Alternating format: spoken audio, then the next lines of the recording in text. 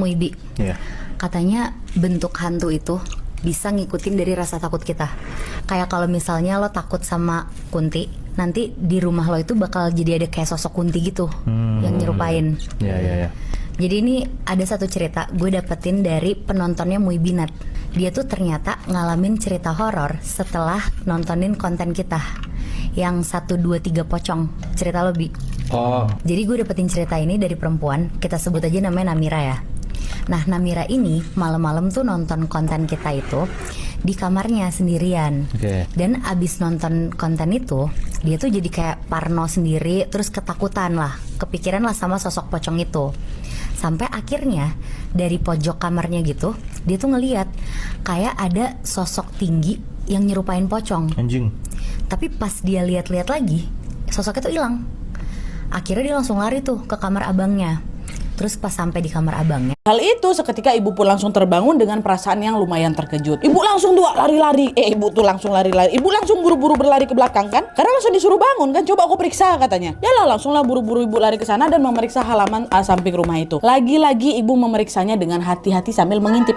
Dan beneran Wak, sesuai dengan apa yang disampaikan sama si Yanti di mimpi barusan ini, disitulah ibu melihat ada seseorang yang sedang menaburkan, bukan ditanam lagi, menaburkan sesuatu di sana. Dan setelah orang itu pergi, ibu pun langsunglah membersihkan halaman samping rumah itu sembari berdoa supaya keluarga mereka dijauhkan dari segala macam yang mara bahaya Tuhan. Lagi-lagi alhamdulillahnya setelah itu kondisi keluarga mereka pun aman-aman aja. Pokoknya nih Wak ya, sosok Yanti ini sering sekali datang ke mimpi ibu untuk memberikan peringatan setiap kali akan ada bahaya gitulah Wak. Dan biasanya juga Yanti ini akan datang ke mimpinya ibu dalam rentang waktu tengah malam hingga menjelang subuh. Elma bilang Wak, di daerah tempat tinggalnya memang masih sangat kental kali Nadia dengan. Oke Wak, jadi kisah yang akan aku sampaikan malam ini dikirim sama Wawa aku yang kita sebut aja namanya Elma dari Nusa Tenggara Barat. Halo Elma. Nah jadi Wak, pengalaman horor yang dialamin sama Elma ini melibatkan keluarganya, terutama ibunya. Jadi ceritanya Wak, Elma ini adalah anak keempat dari 6 bersaudara. 3 kakaknya ini semua laki-laki, sedangkan dia sama 2 adik bawahnya ini adalah perempuan. Jadi 3 laki-laki 3 perempuan ya. Ibunya Elma ini bernama Bu Nila Wak, dan ayahnya bernama Pak Aru. Elma cerita kalau pada masa itu, pada saat kejadian ini, keluarganya ini bisa dibilang bukan keluarga yang rukun-rukun kali Wak. Suasana rumah ini sering terasa nggak nyaman karena mama bapaknya ini selalu bertengkar. Dan setiap kali pertengkaran itu memuncak, biasanya ibu akan memilih untuk pergi dari rumah untuk menenangkan diri. Takutnya apa? Kalau misalnya dia tetap di rumah, nanti malah menjadi berantem, itu makin panas situasinya ya kan. Nah pada suatu hari sekitar tahun 2010